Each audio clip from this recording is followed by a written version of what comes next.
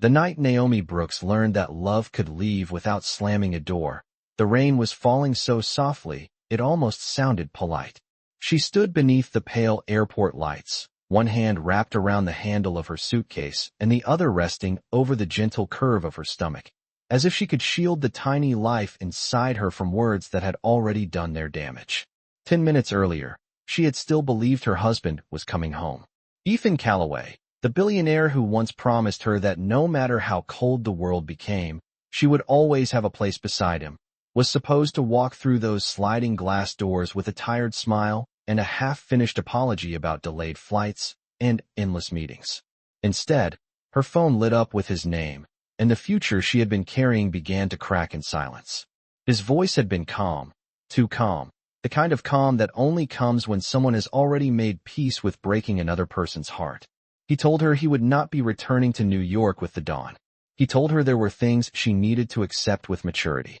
Then, in the same measured tone he once used to discuss business acquisitions and private equity deals, he told his pregnant wife that he had chosen another woman. Vanessa Hale. Paris. A new life. He said the marriage had been a mistake made too quickly, under too much pressure, before either of them had fully understood what they wanted.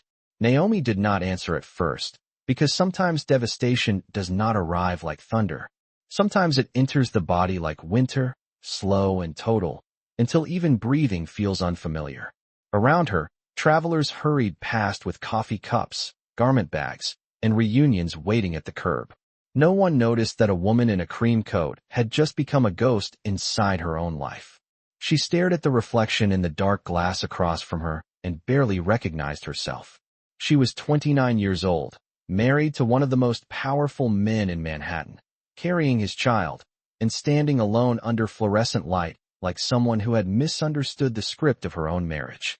When she finally spoke, her voice came out softer than she expected. She asked him if he knew she had been counting the days until he came home. She asked him if he remembered the nursery they had planned, the one with the white shelves and the hand-stitched blanket his mother had pretended to approve of. Ethan exhaled on the other end of the line, impatient now, as if sentiment were a luxury he could no longer afford. He said arrangements would be made. Her expenses would be covered. His attorneys would contact her. Those were the last words he gave her as a husband. Not comfort, not remorse, not even goodbye, but arrangements. The call ended. The rain kept falling. Naomi stood there with the phone still pressed to her ear long after the silence had taken over. And in that cold, ordinary moment, with airplanes lifting into the dark above her and a child turning quietly beneath her heart, she understood something that would change the rest of her life.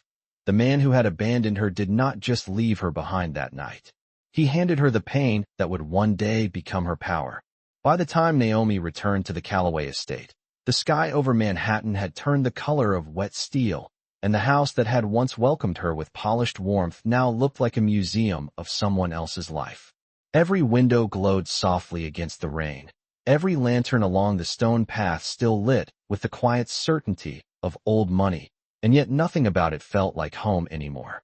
She stepped inside with damp hair, trembling hands, and a heartbeat she could not seem to calm. But the first thing she noticed was not the silence. It was the efficiency. The maid who had once brought her tea with a gentle smile now would not meet her eyes. The front desk in the foyer held a stack of envelopes arranged in a perfect row. Her overnight bag from the airport was taken from her hand and set aside without a word, as if she were a guest checking out after overstaying her reservation. Naomi stood in the center of the marble floor, one palm pressed to her stomach, and understood with a cold clarity that Ethan had not made a reckless decision in a moment of emotion. He had planned this. A family attorney arrived within 20 minutes, dry beneath his umbrella, carrying a leather portfolio and an expression so professionally kind that it made the humiliation sharper. He asked if they could sit. Naomi did not want to sit. She did not want tea or legal explanations, or that soft, careful tone people used when they wished to make cruelty sound reasonable. But she sat anyway, because the baby inside her had shifted, and instinct had already begun teaching her that survival sometimes looked like stillness. The papers in front of her were prepared with astonishing detail. Temporary housing, a private settlement, confidentiality clauses, restrictions on public statements, conditions regarding future contact with the Calloway family. It was all there, clean and expensive and merciless. Ethan had reduced their marriage to signatures and numbers before the night was even over. Naomi looked down at the line where her name was printed and thought of the vows he had once spoken with his hand wrapped around hers, the way he had promised to protect her from every storm. Now he was the storm, and he had sent other people to deliver the rain. She asked one question in a voice so quiet the attorney almost leaned forward to hear it. Did Ethan know she was carrying his child? The man hesitated, and in that hesitation, she received her answer. Of course he knew. Perhaps that was the worst part. Not that he had abandoned her before learning the truth, but that he had left anyway after understanding exactly what he was leaving behind. She signed nothing that night. Instead, she went upstairs to the bedroom she had shared with him, opened her closet, and packed only what she could carry. A few dresses, 2 coats, her prenatal vitamins from the bathroom drawer, the framed ultrasound image from the nightstand. She left the diamonds, the silk, the life that had been curated around her like a beautiful cage.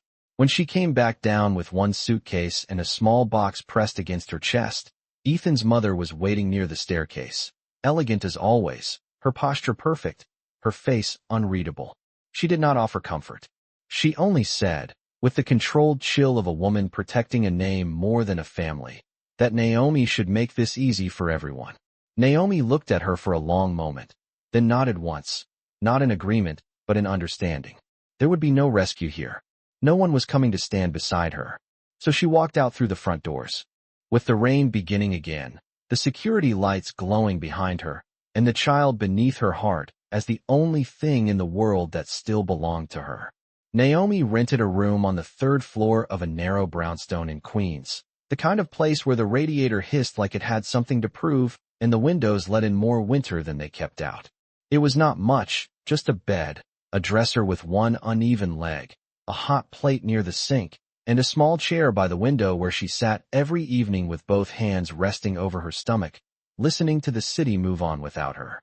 The room smelled faintly of old wood and coffee from the apartment downstairs, and for the first few weeks she cried only at night, quietly, into a towel, so the landlady would not hear. But grief, Naomi discovered, was expensive, and rent did not care whether a woman had been abandoned by a billionaire or forgotten by the world. So she learned to fold her pain into practical things.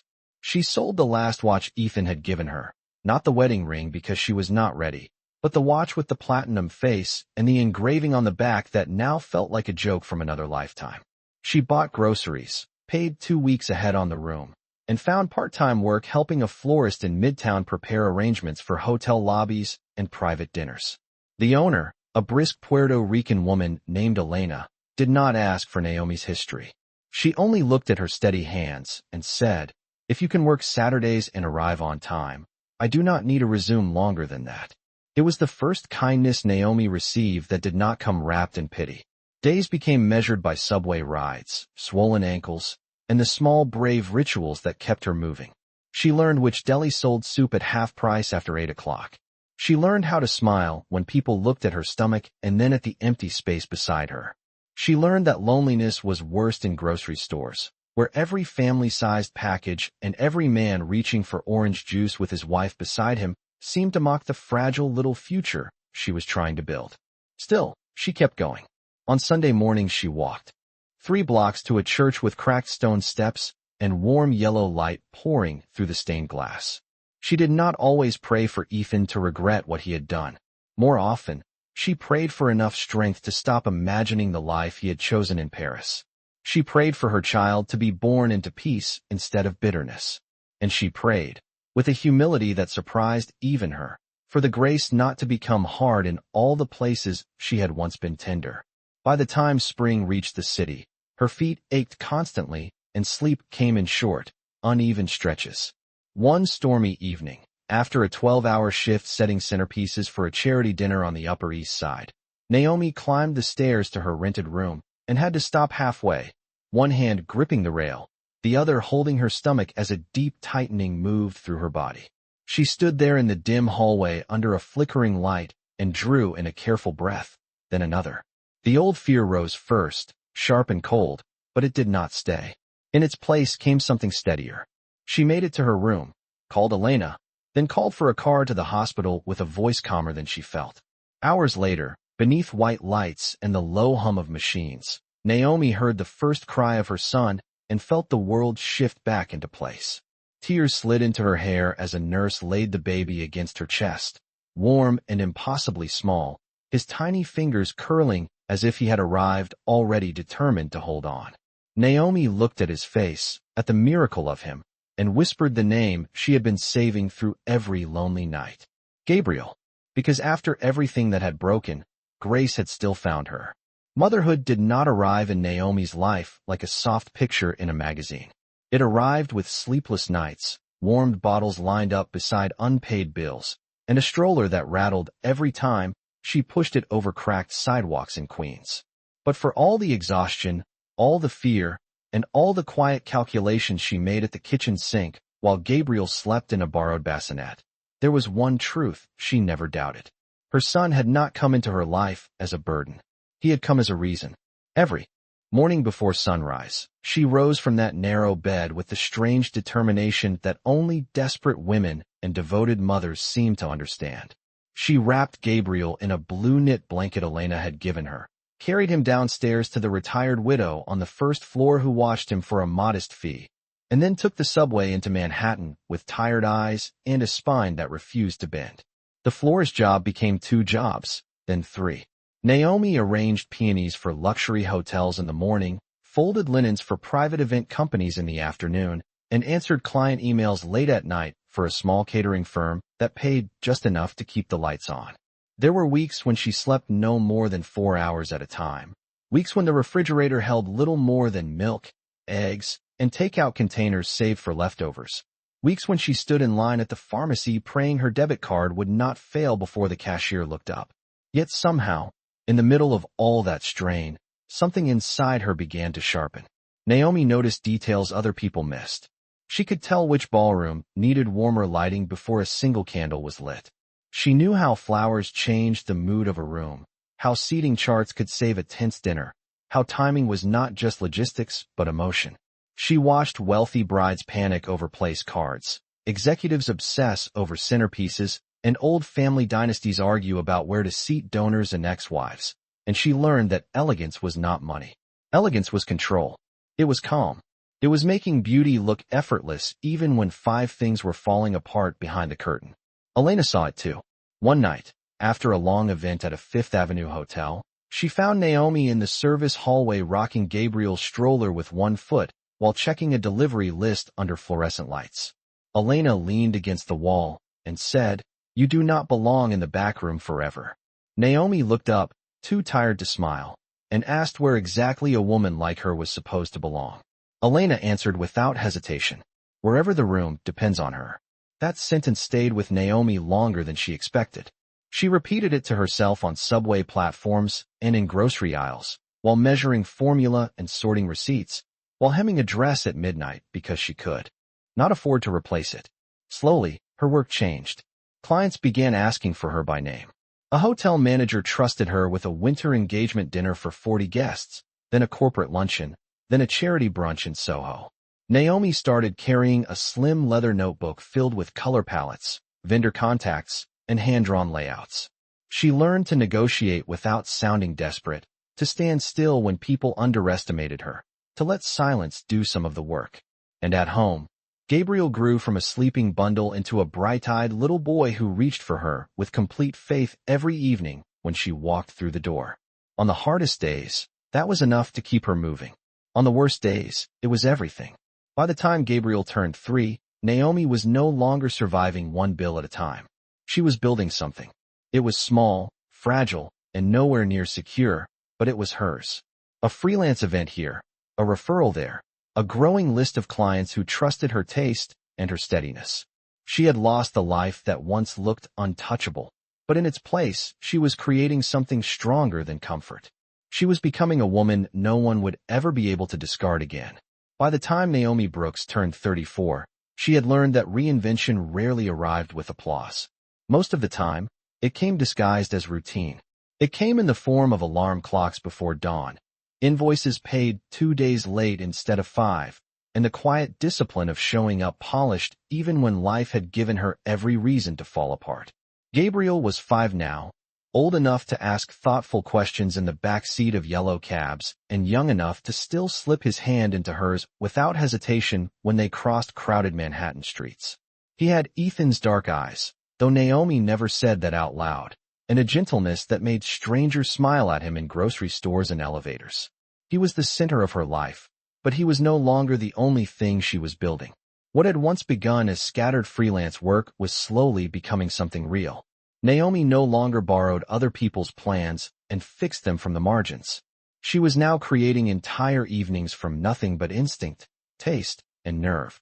Her first proper office was not much to look at, just a narrow studio above a bakery in Brooklyn with 2 tall windows, peeling paint near the radiator, and enough space for a desk, 3 sample tablescapes, and shelves lined with fabric books, ribbon boxes, and binders filled with vendor lists.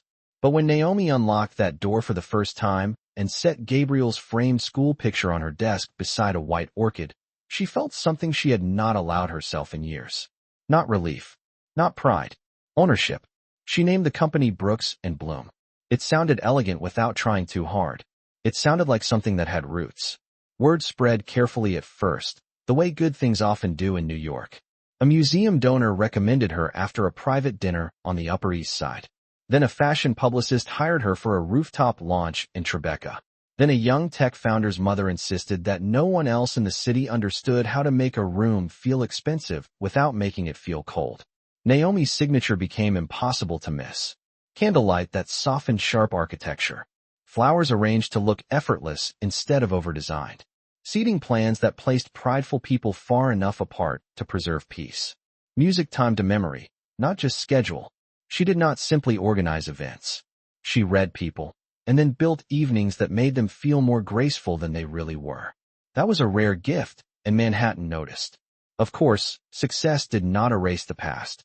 There were still nights when Naomi sat alone after Gabriel had fallen asleep and looked over contracts with tired eyes, wondering how quickly fortune could turn if one client backed out or one vendor failed to deliver. There were still moments when she passed glossy magazine covers in Midtown and saw names like Callaway Global in business headlines, and a familiar ache brushed against her ribs before she pushed it aside. But the difference now was power. Not power in the loud, obvious sense that men like Ethan had worn so easily, but power in the quieter form Naomi trusted more. She could pay her own rent. She could choose her own clients. She could say no without fear. She could walk into a ballroom filled with old money and nervous assistants and know that the entire room would look to her when something mattered. The real shift happened on a gray Tuesday afternoon in October. Naomi was reviewing floral samples with her assistant when an email arrived from one of the largest luxury event brokers in the city. The subject line was simple, but the number attached to the proposal made her pause. It was the kind of contract that could change a company overnight. A flagship comeback gala for one of the most powerful corporate families in America. Black tie, 600 guests, press attendance, investors, philanthropists, diplomats, and legacy board members under one roof. Naomi read the message once, then again, the light from the tall window resting across her desk, as if even the room understood the gravity of it. She had spent years building a life no one saw coming. Now, without warning, the kind of world that had once cast her out was opening its doors again. Only this time, it would not be Naomi entering as someone's wife. It would be Naomi Brooks, the woman they would have to hire, respect, and answer to. Naomi accepted the contract on a Thursday at 4:15 in the afternoon, after reading every page twice and sitting in silence long enough to understand what her instincts had already recognized. The event was not simply large. It was symbolic. A comeback gala for Callaway Global, designed to restore confidence, reintroduce leadership, and remind the old money circles of New York that the family name still carried weight. There would be investors from Boston, philanthropic board members from Washington, fashion editors, financial reporters, and the kind of guests who judge power not by numbers on a spreadsheet, but by the temperature of the room the moment someone entered it. Naomi knew this world. She had once stood at its edge as a young wife trying to be accepted. Now she would walk into it as the woman responsible for making it flawless. She signed the agreement with a steady hand, and did not react when she reached the final pages and saw the executive point of approval listed in formal print. Ethan Callaway. The name sat there with the same quiet authority it always had, but it no longer had the power to shake her. Not on the outside. She closed the folder, thanked the broker, and went back to work. For the next 3 weeks, her life became a procession of polished intensity. Meetings at the plaza, fabric consultations in the garment district, calls with lighting designers, floral suppliers, stage managers, and security teams. She chose deep ivory linens, antique brass accents, hand-cut crystal votives, and arrangements of white roses softened with trailing greenery so the ballroom would feel timeless instead of theatrical. She reviewed floor plans late into the night after Gabriel was asleep, redrawing table placements with a sharpened pencil until the layout felt balanced enough to breathe.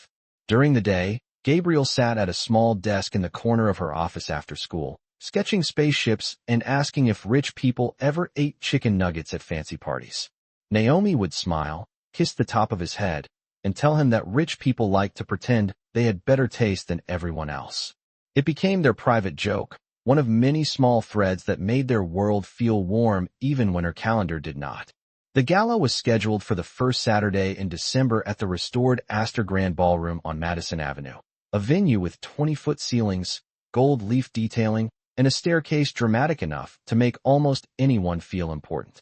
Naomi arrived at noon in a camel coat and black gloves, a clipboard tucked under one arm, her headset already in place before the first vendor had unloaded a single crate. By 6 o'clock, the room had transformed into exactly what she envisioned. Candlelight moved across polished glass.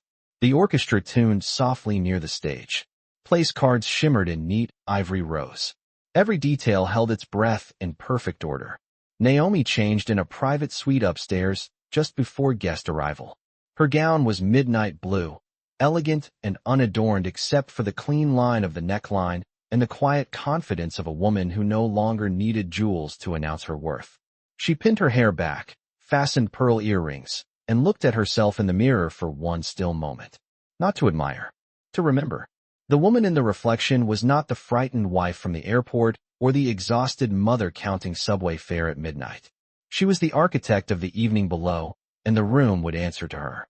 At 7:20, the first wave of guests began to arrive.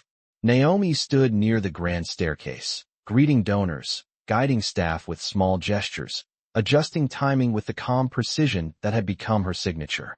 Then, just as the orchestra shifted into the opening, arrangement and a ripple of attention moved across the ballroom. She felt it before she saw it. That subtle change in the air when power enters a room and everyone senses it at once. She turned toward the main doors, and there he was. Ethan Callaway stepped beneath the chandelier light in a black tuxedo cut with severe simplicity, older now, broader through the shoulders, his face more defined by time and consequence than she remembered. He looked every inch the man the city expected him to be. Composed, untouchable, returned. But the illusion lasted only a second, because then his eyes found her across the ballroom, and for the first time in many years, Ethan Callaway looked as though the ground beneath him had shifted. For one suspended second, the ballroom seemed to forget how to breathe. Naomi did not move toward Ethan, and she did not look away. She simply held his gaze across a river of candlelight, crystal, and expensive silence, her expression composed in the careful way only people who have suffered deeply ever truly master. Around them, guests continued smiling, greeting one another, lifting champagne flutes, unaware that the most important collision of the evening had already happened without a single word. Ethan recovered first, at least on the surface. Men like him were trained for that. He inclined his head almost imperceptibly to the board members waiting beside him, accepted the handshakes, responded to the murmured welcomes, and moved deeper into the room with the polished calm expected of a man returning to reclaim his place. But Naomi saw the truth in the slight delay of each step, in the way his focus kept drifting back to her, as if the years between them had suddenly collapsed into one unbearable moment. She turned to a passing server, adjusted the timing for the next tray rotation, and redirected a late-arriving photographer toward the west entrance.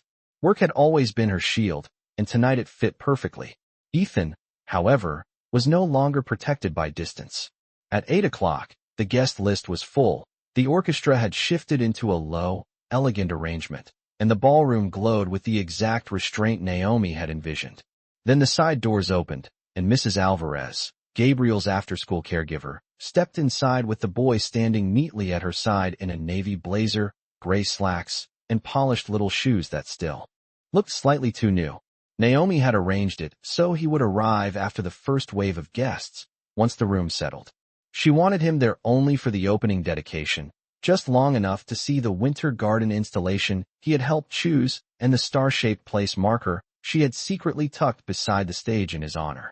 Gabriel spotted Naomi almost immediately and smiled with the unguarded joy only children possess. It changed her face at once. For the first time that evening, warmth overtook control. She crossed the marble floor, knelt carefully, and opened her arms. Gabriel ran into them without hesitation. Ethan had been speaking with a senior investor when he noticed the child. At first, it was only the interruption of color and motion in a room full of practiced restraint. Then the boy turned his face toward the light, and something in Ethan's expression broke open so suddenly that even the investor beside him stopped talking. Dark eyes, the same slight arch in the brows, the same serious mouth softened by gentleness. Gabriel was still young enough to belong entirely to innocence, but there are certain truths blood does not bother to hide. Ethan stared across the room as Naomi stood and smoothed the lapel of Gabriel's blazer with tender precision, then leaned down to whisper something that made him grin. The sight was so intimate, so ordinary, and so complete that it did not strike Ethan like scandal. It struck him like loss. Naomi glanced up then, not accidentally, but with full awareness, and whatever answer he had been searching for in her face, he found it there. She did not need to explain. She did not need to accuse. The child standing beside her was explanation enough. Ethan excused himself from the conversation without hearing what anyone said next. He took 2 steps forward, then stopped, as though some instinct deeper than pride had warned him not to go any farther until he understood the size of what he had destroyed. Across the ballroom, Gabriel tugged at Naomi's hand and pointed toward the suspended winter lights above the dance floor. She bent to listen, smiling again, and Ethan felt something unfamiliar move through him, not jealousy, not even shock, but the sickening recognition that while he had been busy rebuilding corporations and repairing his reputation overseas, Naomi had built an entire life. That did not include him, and the most unbearable part was not that she had survived. It was that she had done it beautifully. Ethan did not approach Naomi that night, not because he lacked the power to cross a ballroom, and not because anyone could have stopped him, but because for the first time in a very long time, power had become irrelevant. He remained near the edge of the room through the opening speeches, one hand resting lightly on the stem of a glass he never lifted, his attention divided between the investors asking careful questions about the company's next quarter and the woman across the ballroom who had once been his wife. Every few minutes his gaze returned to Gabriel with the stunned gravity of a man being forced to witness the shape of his own absence. Naomi, meanwhile, moved through the evening with flawless control. She welcomed donors, adjusted the timing for the live quartet, redirected a late dessert presentation with nothing more than a look, and thanked the museum chair for her remarks as though there were nothing unusual at all about the fact that the most powerful man in the room could barely keep his composure. She had learned years ago that dignity was not loud. It was precise. It was the choice to remain steady while someone else confronted the consequences of what they had done. By the time the final toast ended and the first wave of guests began drifting toward the dance floor, Ethan could no longer rely on distance. He waited until Gabriel had been taken home by Mrs. Alvarez, and until the ballroom had thinned just enough for privacy to become possible without becoming obvious. Then he found Naomi near the rear service corridor reviewing breakdown notes with her event captain. He stopped a few feet away and said her name quietly, almost as if he had not earned the right to say it at full volume. Naomi dismissed the captain with a nod and turned to face him. Up close, the years showed on both of them in different ways. Ethan carried time in the harder lines of his face, in the restraint of someone who had spent too many years building things that could not love him back. Naomi carried it in composure, in stillness, in the calm certainty of a woman who no longer mistook someone else's importance for her own worth. For a moment neither spoke. The noise of the gala lingered just beyond the corridor doors, softened now into music and distant laughter. Ethan looked at her, as if searching for the point where the past had split beyond repair. Finally, he asked the question that had already answered itself the moment he saw Gabriel. "How old is he?" Naomi held his gaze and said, "He turned 6 in September." Nothing in her tone was dramatic. That was what made it devastating. Ethan lowered his eyes for a fraction of a second, not out of shame alone, but calculation, the involuntary math of regret. 6 years. 6 birthdays. 6 Christmas mornings. 6 first days of school. A child's entire beginning, gone. When he looked back at her, the polished detachment he had worn all evening was gone. "Why did you never tell me?" Naomi's expression did not change. "I did tell you," she said, "just not in the way you wanted to hear it. You knew I was pregnant when you left." The truth landed between them with the finality of a closing door. Ethan's jaw tightened, and in that instant Naomi understood that whatever story he had constructed for himself over the years, whatever version of events had allowed him to continue living without collapsing under the weight of his own choices, it had not survived this conversation. He said her name again, softer this time, as if apology might begin there, but Naomi shook her head almost imperceptibly. "There are vendors waiting on final payment," she said. "Staff who need transportation arranged. A room to close. I do not have space tonight for anything except work." Ethan took a breath as though to object, then stopped. Because even now, after all these years, some part of him still recognized the difference between authority and permission. Naomi started to turn away, but he spoke once more, not with command this time, but with something dangerously close to grief. "Is he happy?" She paused, then looked back at him with a steadiness so pure it left no room for performance. "Yes," she said. "He is kind. He is loved. He sleeps peacefully, and he has never once had to wonder whether he was wanted." Ethan closed his eyes for the briefest second, and when he opened them, the man standing in front of her looked less like a billionaire and more like someone finally beginning to understand the cost of being forgiven by no one, least of all himself. The city was quiet when Naomi returned home after the gala, the kind of deep December quiet that only settles over New York after midnight, when the traffic thins, the storefront lights dim, and even the towers of Manhattan seem to lower their voices. Gabriel was asleep by then, one small hand tucked beneath his cheek, his navy blazer folded neatly across the chair in the corner of his room. Naomi stood in the doorway for a long moment, still wearing the midnight blue gown, her heels in one hand, the other resting lightly against the frame as she watched him breathe.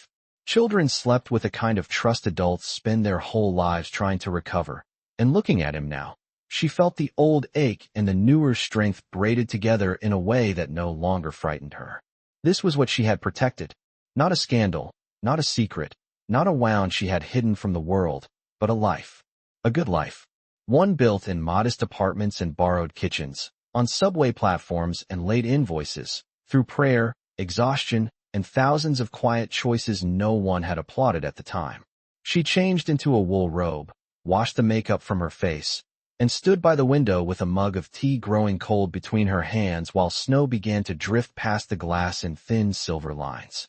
Ethan's face stayed with her despite herself, not the polished version the city had welcomed back beneath chandeliers, but the man in the service corridor after midnight, stripped of performance at last, looking at the truth as though it had arrived too late to save him. Naomi did not sleep much. At dawn, she made pancakes for Gabriel, packed his lunch, and walked him to school beneath a pale gray sky.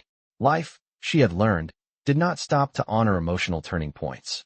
It asked for breakfast, clean socks, and permission slips. By 10 o'clock she was back at her office, reviewing final invoices from the gala, when her assistant appeared at the doorway with a careful expression and said there was someone waiting downstairs who had refused coffee twice and looked as though he had not slept. Naomi knew who it was before she stepped into the reception area. Ethan stood near the tall front window in a dark overcoat, holding nothing in his hands, which somehow made him look less guarded than she had ever seen him. There were no lawyers this time, no board members, no polished explanation prepared by someone else, just a man who had finally come alone. Naomi led him into the conference room, closed the door, and remained standing while he turned to face her. For a moment he seemed unable to begin. Then, With the difficulty of someone unaccustomed to asking for anything he could not buy, he said he had spent the entire night thinking about the years he could not get back. He said he did not come to defend what he had done, because there was no defense worthy of the damage. He said Vanessa was gone, that the marriage abroad had ended long ago, not in scandal but in emptiness, the slow collapse that happens when two people build a life on vanity instead of truth. None of that moved Naomi. He saw it, and he did not retreat from it. Instead, he spoke more plainly. He said he had failed her as a husband before he ever failed as a father.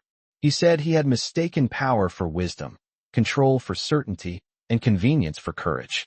He said he did not deserve forgiveness, but he was asking for one chance to become the kind of man his son would not be ashamed to know.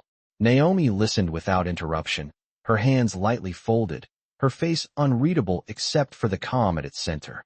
When he finished, the room was so still that even the ticking wall clock sounded intimate.